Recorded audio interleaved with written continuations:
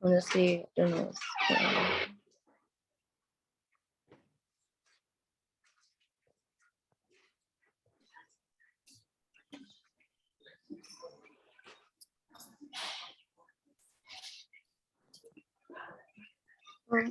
Please the lights. This is okay now.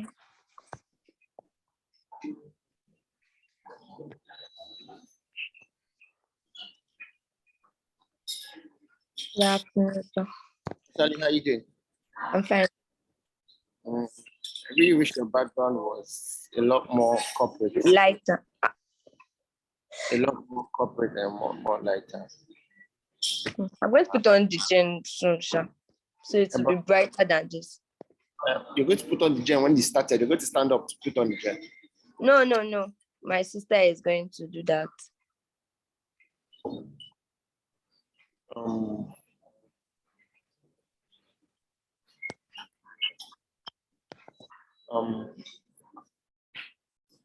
There's nothing you can do about your background. I'm still doing. Nothing you can do. Why is it? No, I'm still drinking. Can I get another straw?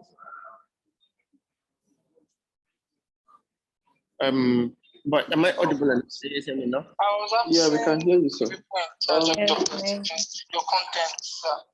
What did you say?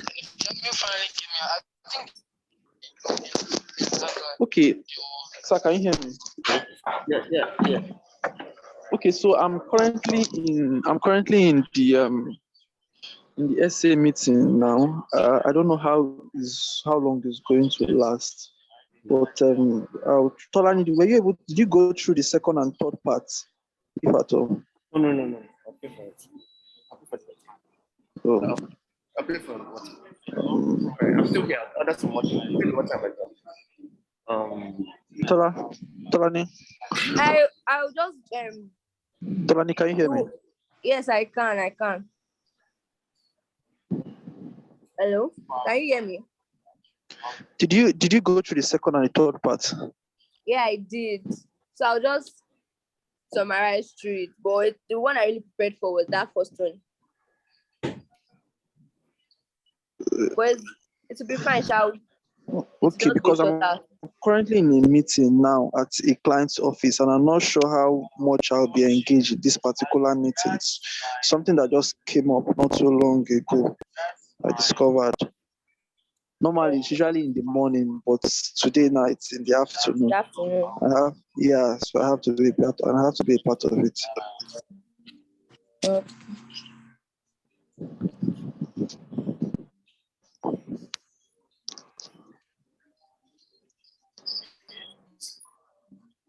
It'll be fun.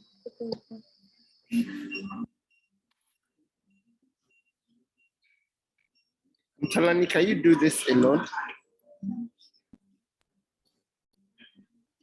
I can't, but it will just last for at most an hour. I'll just try to make it more interactive. I can try.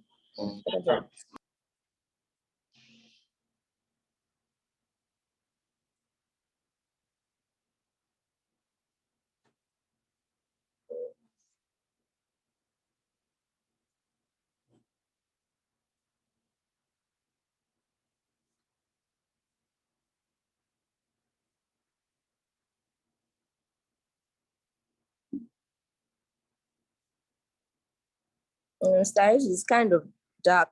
Okay.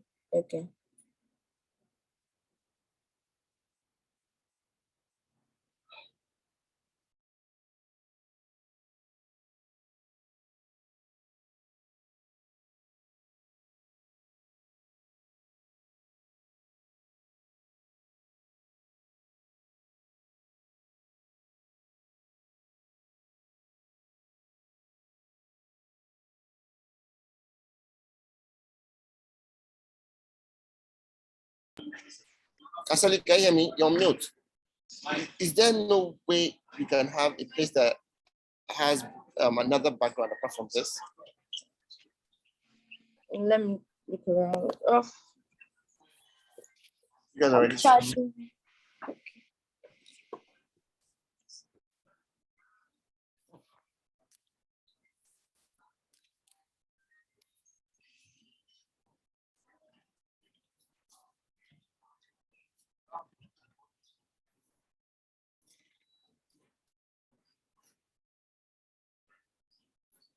I guess people in the waiting room, so you need to let them in.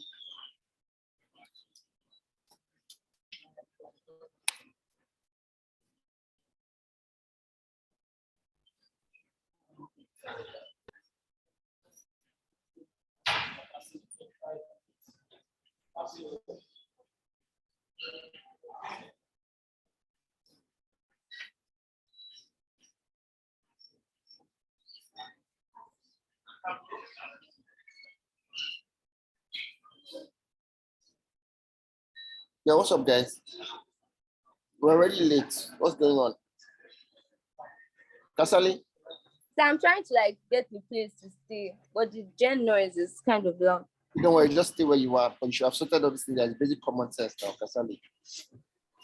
Oh, Don't worry, just stay where you are. Let's just start now. All right.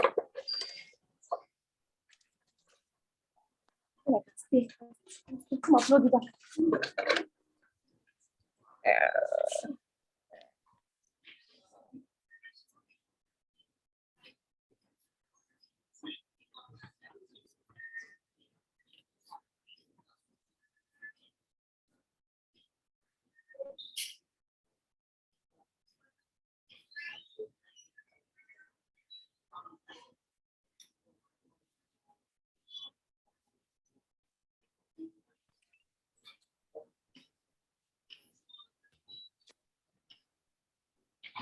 Is it coming?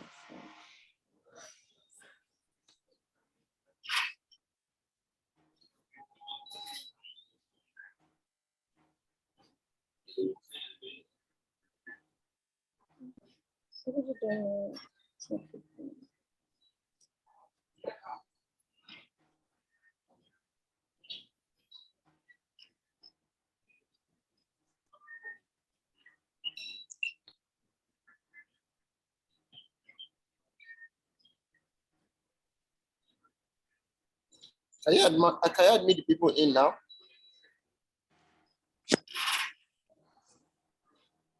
Are there people on the waiting room? Kasali, are there people in the waiting room? No, What? I can't Yes, access there are. that. There are. Should I Yeah. admit them now? And why can you make Kasali also the host? Post. Lucky, are you there?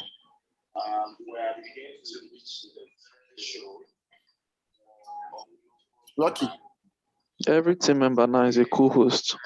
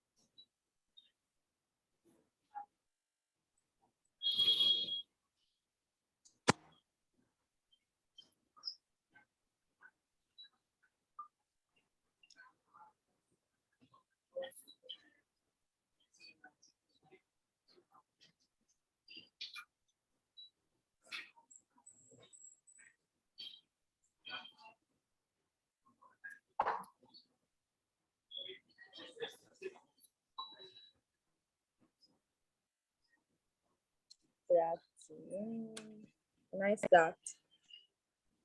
Yeah, sure, you can. Okay, so good afternoon, everyone.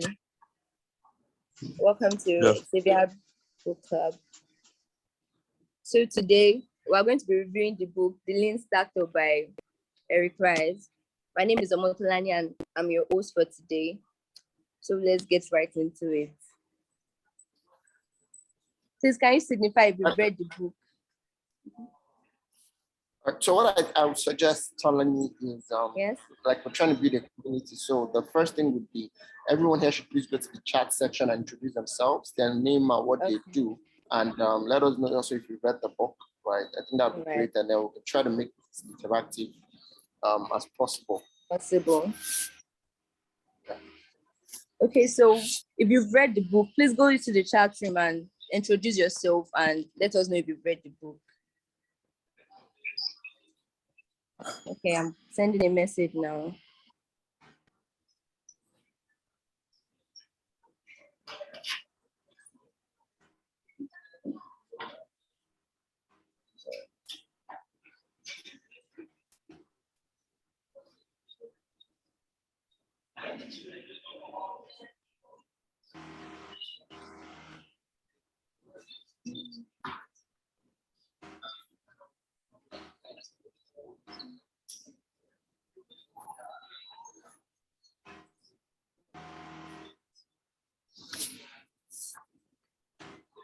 So has anyone read the book or heard about the book?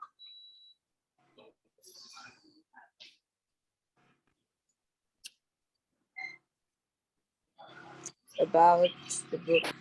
Okay.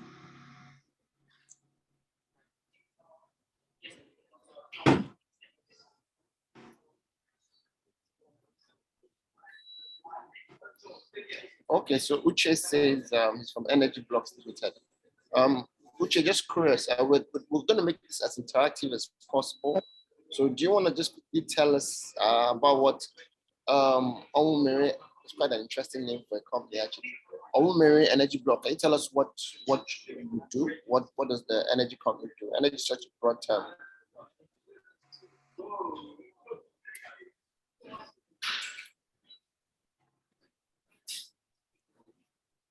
So Uche, can you unmute and tell us maybe what you do?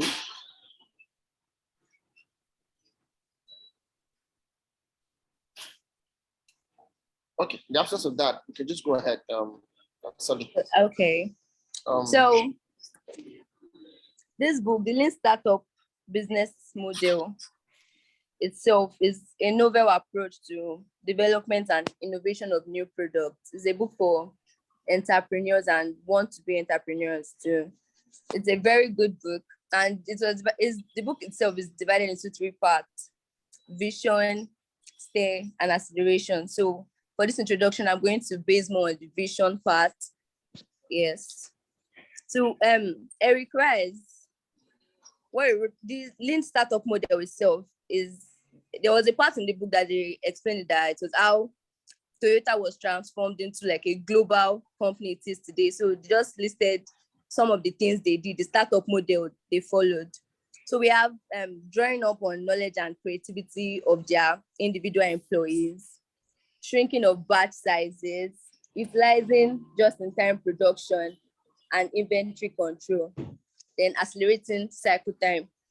So Eric Rice mentioned something in the book. He believes that the success of a startup doesn't necessarily have to do with having a great idea or being at the right place at the right time.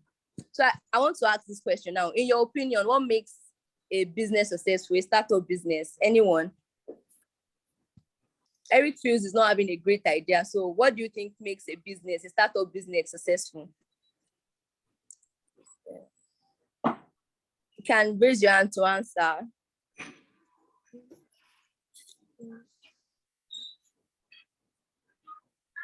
All right, nobody. Okay, or you can leave a comment. I think it's quite interesting to put it in a context and give people options. So for example, in all of this, what do we think is the most important factor in the success of it? Is it 1, timing, right? 2, is it a great idea? 3, is it finance? Or 4, is it a great team? Right. So maybe I don't know who's here from Hexavian can help summarize some of the conversations, especially the option. So maybe let's do this open. From your experience, that running your business or watching other successful businesses, which one is the biggest factor for success? Is it a great team? Is it great timing? Is it a great idea? Or is it great finance? All right. Okay. I will just go straight into what Eric feels is the best thing for a startup business for it to be sustainable.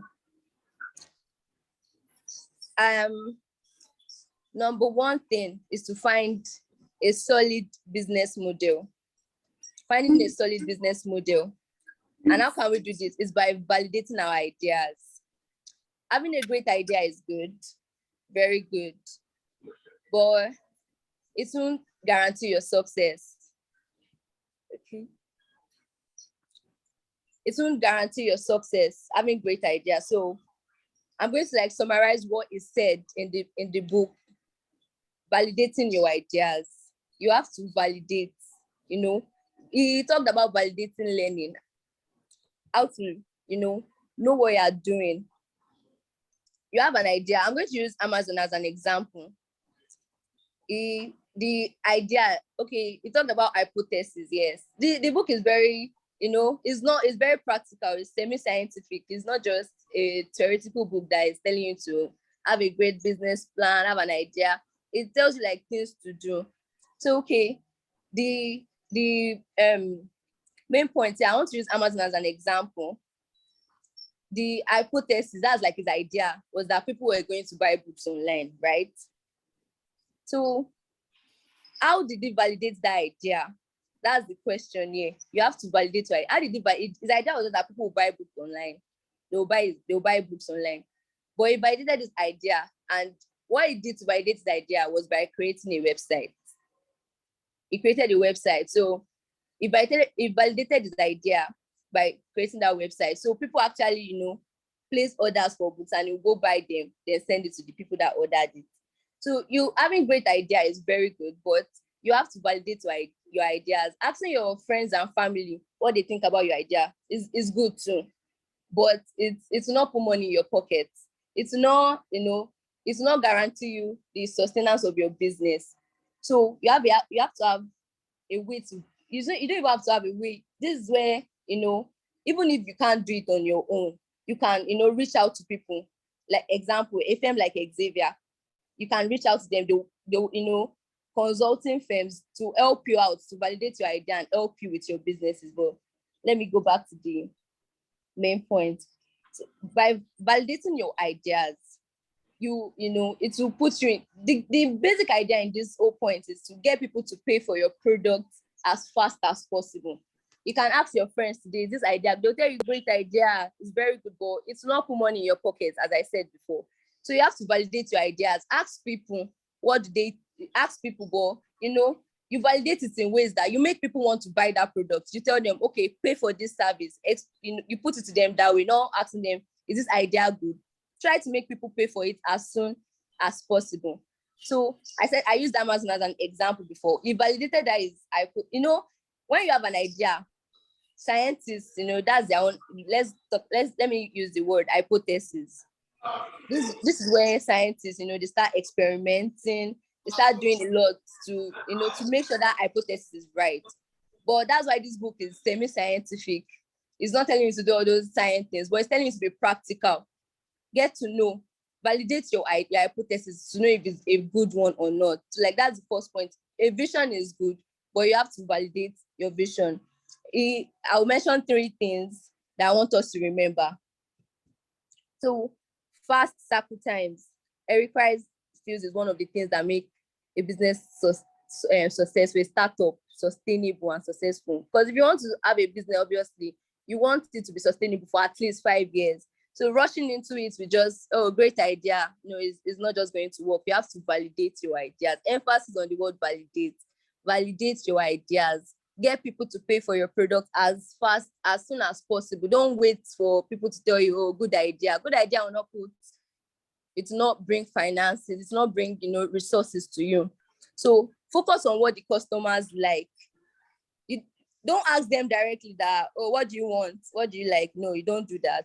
But, marketing strategy, you find out what your customers want, validate your ideas, then use, scientific approaches. As I said, this book is very, that word, I'm going to use it a lot, semi-scientific, is practical.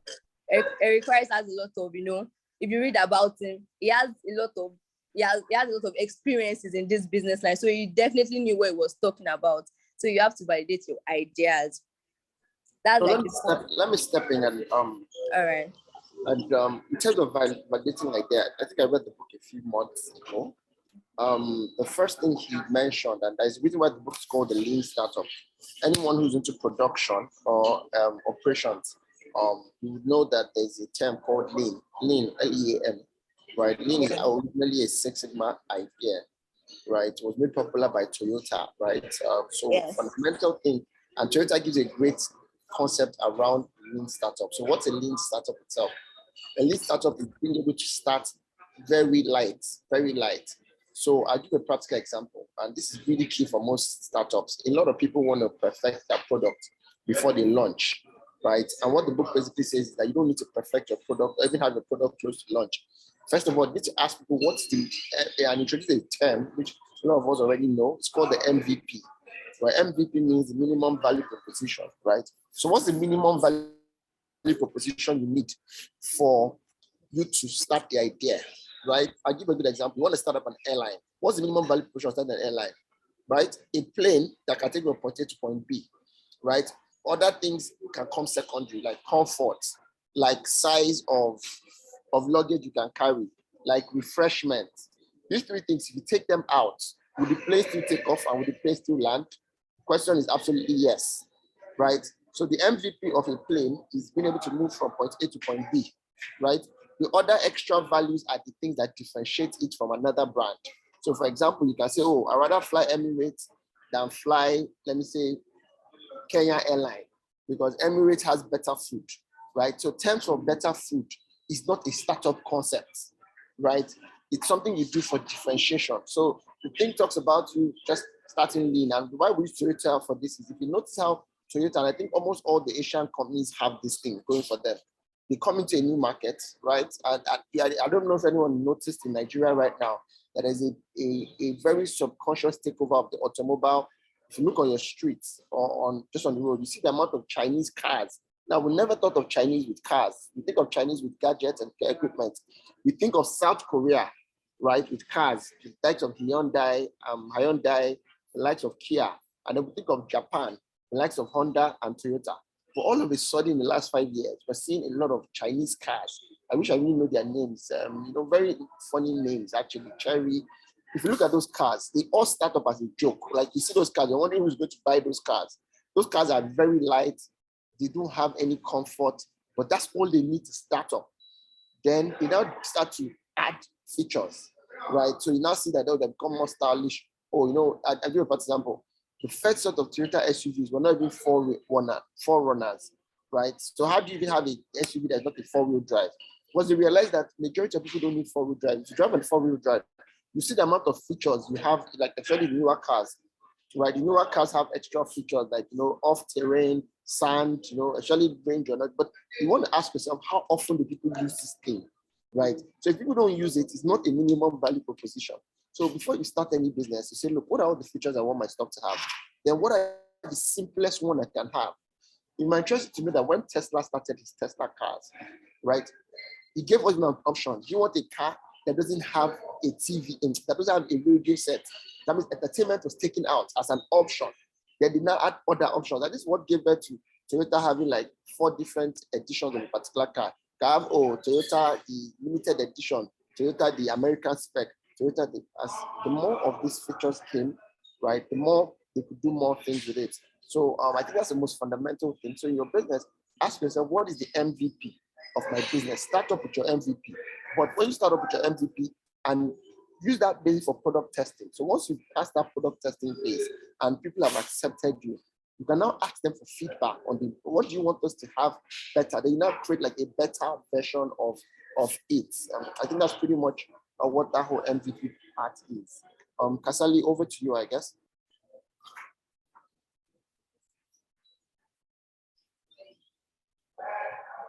Kasali, I think you're mute. Okay, so I want to add more to what you just said about, the MVP and, knowing what your customers want. So the next point I'm going to raise now is using split testing to tell your value from waste. There's something we call split testing now. We call it, I think, A or B testing. This is for like products. I'm sorry, just before you start, right? I'll give you a local example to use. And an airline came to mind. I think it's United Nigeria or something like that. There's an airline called United Nigeria. Now, and you might interest to know that first of all, they're the cheapest airline in Nigeria right now. And this is not me promoting them. But I noticed something about those guys. They were ridiculously cheap, cheaper than Airpeace, Aero, and them. But if you've ever used United, you realize that first of all, what they did to make it cheap was they had smaller planes. Now, this is an airline that's less than 2 years old. They had smaller planes. Now, because they had smaller planes, they did not promote people coming with luggages. So their minimum value proposition was just taking you from point A to point B. And they realized that a lot of people who travel, right, don't carry big luggages. Because if you look at how big aircraft are, you realize that maybe 30% of that whole aircraft capacity is really about luggage. Or like I'll give you an example, someone like me, I can go to 2-3 states. That's three cities in actually one day. I've done Abuja, Bayelsa in one day, right? I probably carry just my laptop bag and maybe one shirt just in case my meeting spills over till the next day. So these are people that are targeting. Another good comment that this does this is God is good, right? God is good mottos, right? Don't allow you to take luggages, because they realized that the luggages were the ones that were causing a lot of issues. Because once there's luggages, there's overweight. Once there's overweight, even attract the wrong set of people. So you're going to have a lot of people who literally are not sophisticated just because, I mean, someone is traveling from Lagos to Warri, is carrying, rice, plantain, beans, blah, blah. And those things are the things that create tear and wear because it overweights, weighs, it overloads the cars. So I just wanted to throw that in that. And then you enter United Airlines, you realize that you don't give refreshments in the airlines. Once again, some of your costs on refreshment, right? I'm sure if aviation guys give them a chance, right, they're going to take out insurance as part of the aviation fee, because sometimes you look at your airline ticket, you find out that some of the costs on those tickets are very unnecessary costs, right? Well, I won't say unnecessary costs, but not primary costs, are secondary costs, right? So I think those are some of the few fundamental things that create MVP. So take out all the feathers and just start up with the skeleton of what you're trying to do, then start to put back the flesh and the feathers. Follow me? So as I was saying, to know what your customers really want, Eric advice that we use this split testing. It's also called A or B testing now. So this split testing is like, creating like two versions of your product to know the ones your customers want, to know the ones they prefer, to know the one they will actually pay for. So this, I'm going to give an example. Domino's, if they want to change their pizza pack now, not even now, imagine this like years ago when we didn't have all this internet, all these innovations that we have now. If they want to change their pizza pack, they want to do this split testing, they'll have to create like two versions of the pack that they want. That they want to, that they want people to, they want to start using, sorry. Then they'll create like two versions and they want to like send it to like 1,000 customers, a lot of customers. Imagine like how that would be. But like with the way things are now, they just have to like create two designs in Photoshop or something. They have to like create two designs in Photoshop and they'll just like send it to a lot of customers online with the amount of, social media and all these things to know the ones the customers will actually pay for. So once with that, it's going to be, excuse me. That's like going to be really easy to do. Split testing, know what your customers want, create two versions of your product and know the one they're going to actually pay for. Has anybody like used split testing here? And how does it work? Like from experience, does anybody want to contribute? Mr. So a practical example of what you're saying is what happens when iPhone launches the new product, right? They'll probably have like say iPhone 11 and an 11 Pro, sometimes an 11 Pro Max. Sometimes it's not also just about startup and launch. It's also as a strategy because human mind wants to see an option, right? It's like what happens in Nigerian politics. We really don't have an option, but they give us an illusion. It's an option. They give us three terrible people. What's to choose one of terrible people? right? The human mind just wants to have a sense of democracy, right? So, and I think that's a great concept, right? Whatever you're selling, you have another option. And I think the key thing will not be having two, we'll be having three, so that people can choose. And I can't remember there's a particular psychological pricing, a concept in psychological pricing. So when you use three prices, people are likely going to choose the middle price. So someone has his hand up. Okay, but let me go ahead.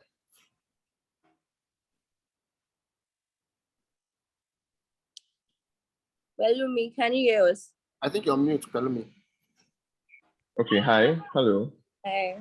Am I? Yes, go ahead. Yes.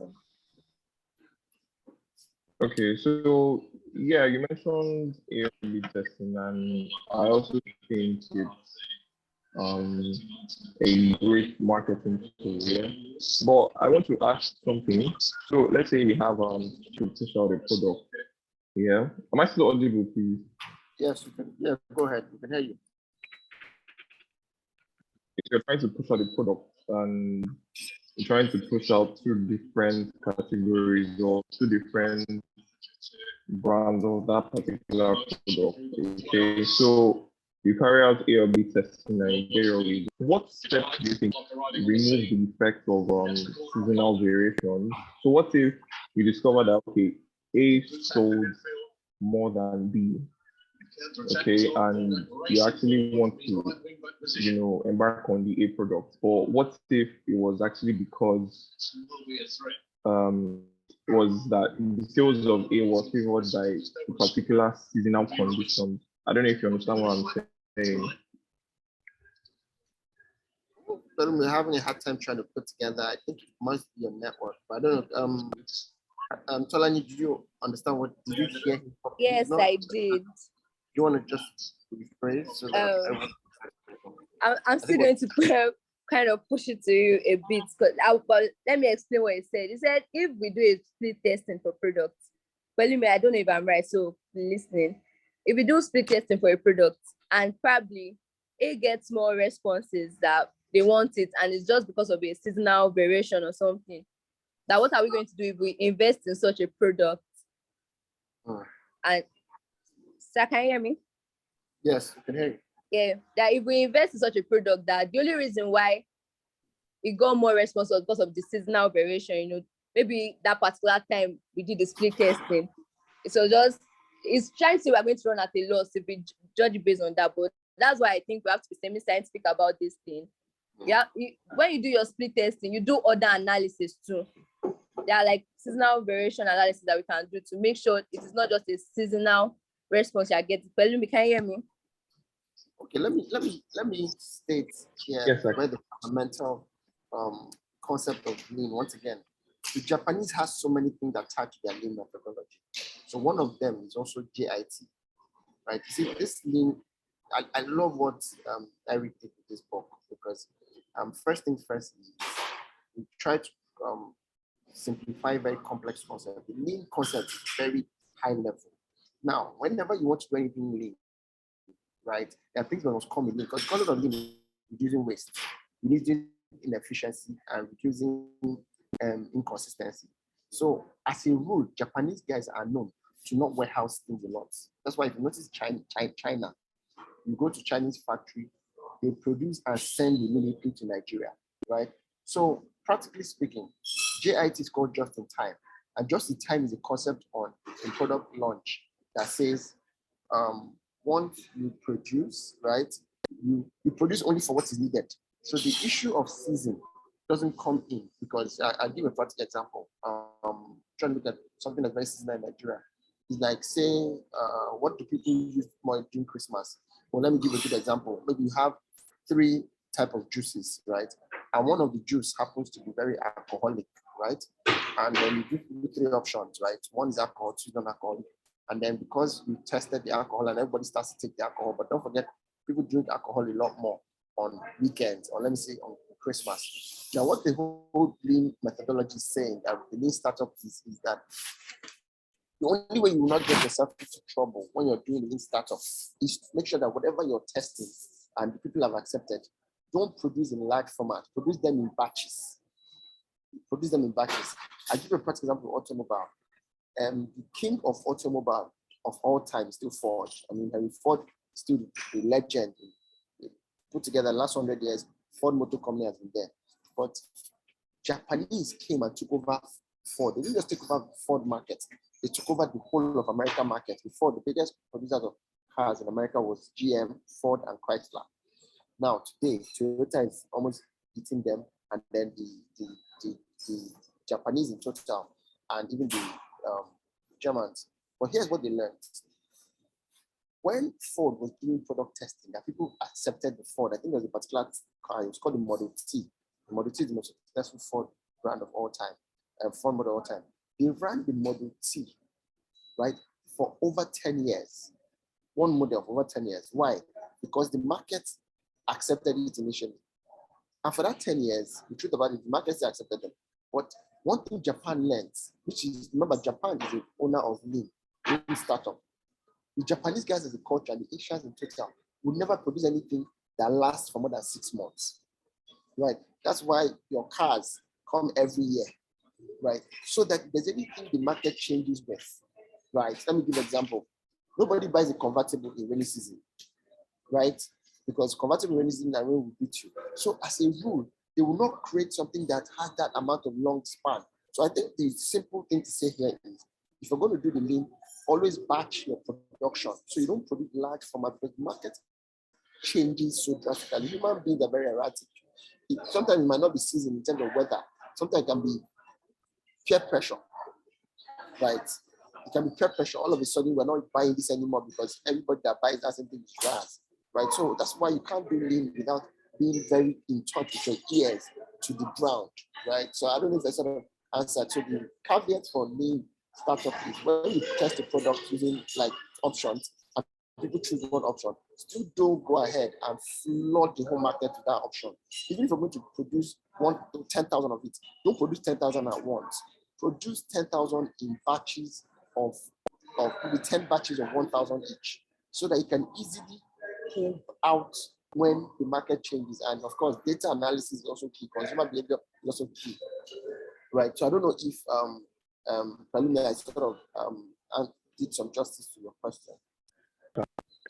Yes, you did. Okay.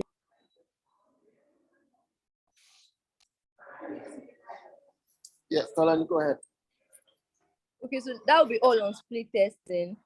And yes, in case seasonal things come into play too, so that has been explained too. Then I'm going to go to the last one. Never indulge in vanity metrics. So this one is this is like the main part of the book, not like the main part, but a way of measuring your success, a way of knowing whether you're making progress or not. So this vanity metrics is the type that we get carried away with. You post a Facebook ad now, it gets a lot of like, though a good number of likes is good, and publicity, but that's not a good way of measuring whether your business is actually moving forward or not. That's not a way of measuring progress. You have to measure success and failures optimally. You don't indulge in vanity metrics. So those things you really have to focus on. Are people recommending you? Please, in the comment section, I want you guys to list things that are not vanity metrics. But anyways, let me keep going with what I'm doing here. Vanity metrics, a flawed way of measuring progress. It has a lot of flaws in it. Carried away by the number of likes you get. The data you get from split testing is important, but the number of your likes or number of views, page views, is not what you should get. It should base on. There are things that they are good, but that as I said, they won't actually put money in your pocket. So you have to find a way to measure, your success optimally. Eric Ries mentioned, vision accounting and actionable metrics. So, all right. Sorry, let me just state Okay. something about the vanity metrics. And a lot of tech startups are in this trap, right? Tech startups are the biggest culprit of vanity metrics. Vanity metrics is using metrics that gives you positive results, right? Just emotionally, right? So I give a good example. A tech guy says, "Oh, I have this app and it has 50,000 downloads," right? Okay, so you might not be lying, right? Your metric says 50,000 downloads, but 50,000 downloads for an app is actually a vanity metric because we all have downloaded apps we don't use. So if 50,000 people download that app, the real issue is that people download the app but never open the app or never use the app or even use the app and never do a transaction, right? Give you a practical example of vanity metrics, and this is the reason why a lot of foreigners that are investing in tech business, left, right, center, every day you open the news, you hear that, oh, somebody has raised money, and you'll be wondering, where did they get this money from? Where did they see this money? But the first thing that hits you is they see this money from foreigners. So why are foreigners investing? We all know that Nigerians have money. So why are Nigerians not investing? Let me tell you what really happens. A Nigerian tech guy can go to Dubai and meet a sheikh and tell sheikhs that, let me give an example, and say, oh, I want to open a smart key, right? A smart key that eliminates use of actual physical key to open your door. And the guy says, tell me what's your total addressable market? And the guy says, I have 200 million people. So I have a market of 200 million people. Anybody in the world gets 200 million. They'll say, wow, I want to invest. 200 million is a large number. It says, 200 million, I'm going to get 40% of the market. Now 40% of 200 million, right, is a large number. But that's vanity metrics. Because now you know that you don't have 200 million. You have 200 million people in Nigeria, but not 200 million people that can buy a smart key. Even the telco, this is how Etisalat got into trouble. And eventually they had to fold, and it's now 9 Mobile or so. So they'll tell the foreigner that we have 200 million people, but the truth about it, me and you know that the number of smartphones in Nigeria is not 200 million. The number of phones in Nigeria is not even 200 million. It might interest you to know that the number of smartphones in Nigeria is less than 40 million. But you can't even project at 40 million. If you project at 40 million, you have vanity metrics, right? So you can say, okay, an average Nigerian will spend 1,000 naira on credit every week, right? Okay, makes sense. 1,000 naira on credit every week. If you do 1,000 naira on credit every week and you times it by 4, that's 4,000, right? You start to see how unreal some of these projections are. Don't forget that you can say, oh, Nigerians have 40 million bank accounts. Okay, no problem. 40 million bank accounts. But do you know that after that 40 million, there's only 500,000 of Nigerians that have up to 500K in their account, right? In other words, I think that's even not the actual figures. It's less than 1% of 40 million that have 500K in their account. Meanwhile, you've gone to Dubai to tell people that you have 40 million people that can buy your service. You see how that works? So I think vanity metrics is really telling yourself the truth, right? A practical example, you see Nigerians that buy followers on Instagram. It just doesn't make sense because you're buying followers, right? You're saying that you have 40 million followers, but you post your bag, right? But you don't get up to 5 people asking you for order. So yes, it makes you feel good to say, 40,000 people are following me, but 5 people cannot buy your bag, right? It doesn't connect. Meanwhile, there might be somebody who's realistically not doing vanity metrics. He has only 1,000 followers, but he posts the bag and 6 people buy. You know why? Because first of all, he's not just trying to get people to like or follow the page. He's making sure that people that can like and follow the page are actually people that have the earning power to buy the bag, right? And I see this all the time with BB Niger. You see a corporate bank, right? Or even someone that sells cars, right?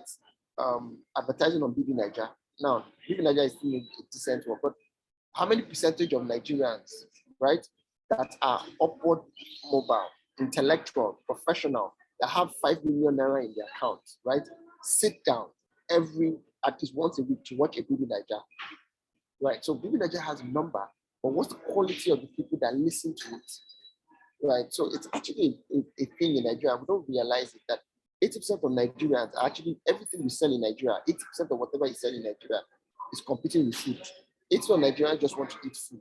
Like, food is the basic thing. You'll be shocked how many people leave their house every day just to put food on their table, literally. Meanwhile, you're selling stuff that are non-essential, right? I got a client who said he's trying to do a perfume, and then he was asking what's the market size of your perfume. He says 20 million people. I said, first of all, 20 million Nigerians don't use perfume that are worth over 1 million naira, 10,000 naira, right?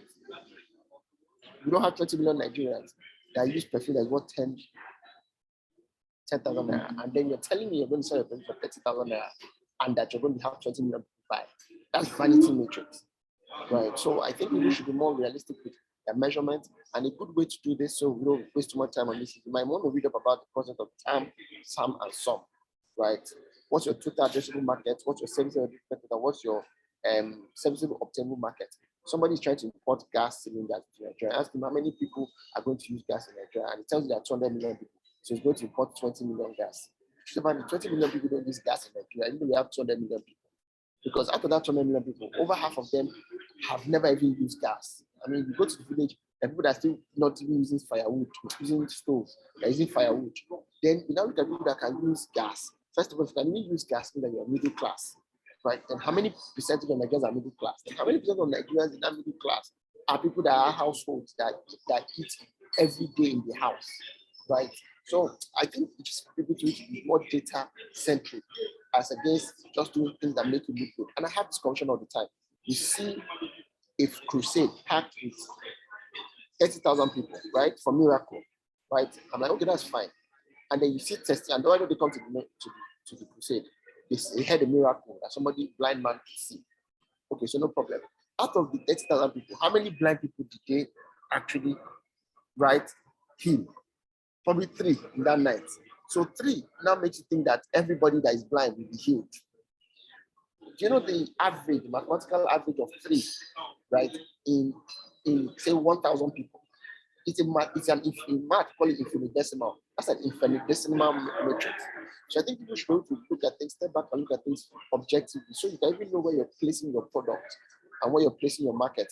A very good example of this is Domino Pizza. Domino Pizza is the king of not using Vanity Metrics. You would assume that a fast food should be in the most populated area. Domino Pizza does not take the most populated area because you know that yes, there's a large crowd, but the crowd there is vanity. How many Nigerians can walk into a plaza, right? So you look at the busy bus stop and you put your pizza stand there. How many people that enter bus in a bus stop, right, can buy pizza on even a once a month base, right? So they rather not put it there, they rather put it in. Once again, they're also not going to put it in very rich areas because very rich people don't also eat pizza, because the richer you get, the more you become conscious of your health, right? So that's sort of how this kind of thoughts should happen. But so I don't know if anybody has any question to throw more light on. Anybody have any questions, any contributions on this? Yes. Any question or contribution? Do we have any question or contribution? Can drop it in the chat. Okay, so as I've said, don't indulge yourself in vanity metrics. So the things you should actually look out for: do users recommend you? Like, how the rate of your recommendation, does it go up or does it go down? How many people recommend you? If you run an ad, is the cost of the ad more than the benefit you are getting from your customer lifetime value? Is it, these are the things you should actually look out for to ensure that your business is successful, because these things can actually make or break your business. So don't indulge in vanity metrics. That's where innovation accounting comes in. So Mr. Isaac, can you shed more light on innovation accounting? Okay, so honestly, I'm also trying to get around the innovation accounting concept, but it's really, see, a lot of decisions that, and this is how most businesses get into trouble, and this is why you find out that the biggest disruptions that happen in industries are never by the big guys. Rarely does any big company create a groundbreaking innovation. It never really happens, rarely. I mean, let's not forget that at the time when BlackBerry disrupted the market, not BlackBerry, at the time when WhatsApp disrupted the messenger market, right? Before WhatsApp, there was BlackBerry Messenger. WhatsApp wasn't big. WhatsApp was not even owned then by Facebook. As of the time when Wikipedia, right, killed Encarta. Now, Encarta belonged to one of the biggest companies in the world, which is Microsoft. At the time when Wikipedia knocked out Encyclopedia, Encarta, sorry, and even Encyclopedia, nobody knew who Wikipedia is. As of the time when Nathaniel Bassey, right, did the Hallelujah Challenge, a lot of people, he wasn't a big artist now. So what am I driving at? There's a reason why most disruptions, most shake-up in industries that kills the big guys and makes the big guys obsolete. There's a reason why most of those disruption never comes with big guys. Because the big guys usually create products based on balance sheet and income statements, right? Profit and loss. So innovation accounting is taking out your account from the finance department and putting it in the place of marketers, right? I give I'm trying to say a practical example of this. It would not make any sense, right? For I'm trying to see a very practical example of this. It would not make sense for a big company to invest in certain things, right? Because it's not a good use of their time. I'll give you a very practical example of this. When Pig Milk was selling big powdered milk in big boxes, if you had told them to start selling 10 naira worth of pig sachet milk, right? As of then, it will not make any business sense to the accounting department because of the fact that it's not the best use of their resources. Because accounting in general is usually measured in 1 year, right? A lot of accounts, that's why income statement are done in a year, cash flow is done in a year, audit is done in a year, tax is done in a year. So anything that cannot be measured in 1 year, right, is not a good use of their time. And for real innovators, they don't measure things in a year, they measure things in long term, right? So it will make sense for a lot of big companies to do innovative accounting. So the small guys, and so innovation accounting is basically saying, look at the big market, look at the big guys, right? Look at the part of the market that the big guys are not trying to invest in because it's not worth their time, right? A practical example of this is for years, the luxury bus market in Nigeria was big buses, the Bosca and Marco Polo buses.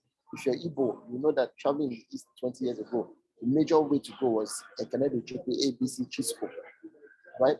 Now, it did not make sense for Chisco to invest in small buses. It just did not make business sense for them, so they never did it. It would take some young guys who does not have money to buy big bus, right, to buy smaller buses and gently start to take the market of the big buses. The big buses will not even notice, right? Now, have you noticed now that on the road, you rarely have big buses going to the east anymore, right? So innovation accounting is basically saying, look at the big boys, right? Don't play with the big boys. Don't do what they call that slang again. Don't chill with the big boys. Don't run kitty, don't run kata kata. Just basically look at what the big boys are doing and say, what are these big boys neglecting that they're not doing because it's not worth their time, right? Now, and I had a young intern who had this crazy idea. There was this big restaurant, right, that sold food, and they made so much money from selling food. So I walked up to the restaurant and told the guys, so why don't you guys sell things like fresh juice, zobo, kunu? And the woman laughed at me, right, and said, it's not worth our time. Can you see the amount of queue there? We cannot now add zobo and kunu. I said, no problem. I went to an intern. I said, you see these people here? There's so much crowd in this restaurant. It's a popular restaurant, actually. Let me just call it names, White House, right? White House restaurant. So in Lagos, White House around Ozone, right? White House has been there for years. I mean, go to White House, they sell amala, they sell local food. There's always crowd. People come from afar to eat the amala. So do you think that it made sense to start selling juice and this selling program? So I called an intern there who was a student in Milan, and I said, I'm going to give you small money. I've told this guy to start selling this. They don't want to sell this thing. They don't want to because it's distracting to them, and I can understand. You take a small section, right, of their restaurant. Just tell them that you want a small place, not more than the place that put a table and a blender, and ask them how much. When they should ask them how much, did you see her coming? They said, oh, no problem. You can take it, just not pay us every week. That's how much they thought it was trivial. The lady took every week. And guess what? What we realized was that to every 100 people that came, 10 ended up buying either zobo or juice. Before you knew, she was making so much money. Then she started opening other branches. It was just a matter of time that she now started to open her own standalone juice bar. They started selling the same thing that those guys were selling. Before you know it, was competing with those guys. And that's just how the market works, right? Look at that big part of the market is neglecting because the is too small, right? I'm sure when God is big started their small bosses, Cisco did not notice them. Today, Cisco has lost the biggest market share to God's growth. And so that's pretty much what innovation market is. So don't always allow your accountant to make decisions because your accountant will always make decisions based on short-term results. I don't blame them, just how the nature of accounting is, right? But innovation accounting is making decisions based on long-term, right? That doesn't make economic sense now, but in the future, it makes economic sense. I'll give a good example.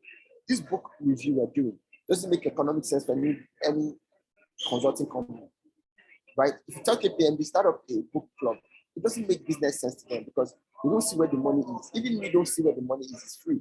But it's just a matter of time. A lot of guys who love to read books but can't find where to buy books will start to read. Before you know it, some of the guys who consult or who do work with KPMG will say, well, KPMG doesn't do book club, but there's this small guy that do book club. Let's start going to the book club. Then from the book club, we start to introduce the same thing that KPMG does. Right? Before you know it, you start to take small of KPMG's market. It's just the nature of how innovation accounting is. Because if you ask me by balance sheet, is this worth our time now? Absolutely not. As I speak, a co-signature. I have 3 meetings. Cancelled 1 meeting to have this thing. It doesn't make any business sense because that guy might pay me money now, but this doesn't pay down. But I do know that in 4 years' time, it will make business sense. Right? When GT Bank started, and GT Bank said, don't pay us to open an account, it didn't make any sense for Zenny. Zenny didn't think it makes sense for GT Bank to not pay, right? To not collect money from them. But today, I'm sure GT is bigger than Zenny. Right, so I don't know if that sort of makes sense. Does anybody have any contribution or we begin to round up for any questions?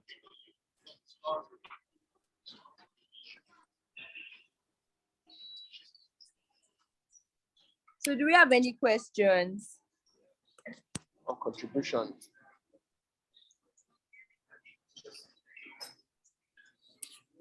If you can't, okay. In the absence of it, if you just joined and you haven't introduced yourself, please help us introduce yourself. And my interest to know that this is a CSR, brought to you courtesy of Hexavian, and the core ideology around this is to get more people to be stimulated around management by reading up about management books, knowing about how little they know, so they can be inspired to know more, to do more, and to be more, right? If for any reason you want to join our WhatsApp group, but you're not calling on the WhatsApp group, please drop your phone number and my colleague will reach you. 1. 2 is if you're interested in any of our services, we're a business and management consulting firm. So our core is in building startups. So you can understand what we're talking about, the lean startup and in corporate restructuring. We spend about 13, 14 years basically building businesses, right? And then if you're concerned about restructuring and systemization, would always. And we have someone that wants to contribute to the innovating accounting part. Oh, okay. Go ahead, Prince.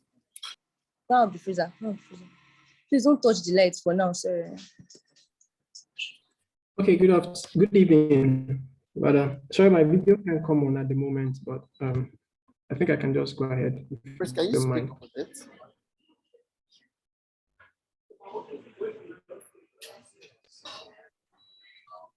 Okay, can you hear me? Yes, we can hear you now. Oh, okay, great. So I said I won't be able to turn on my video at the moment, but I can just speak on if that's fine. Yeah, sure.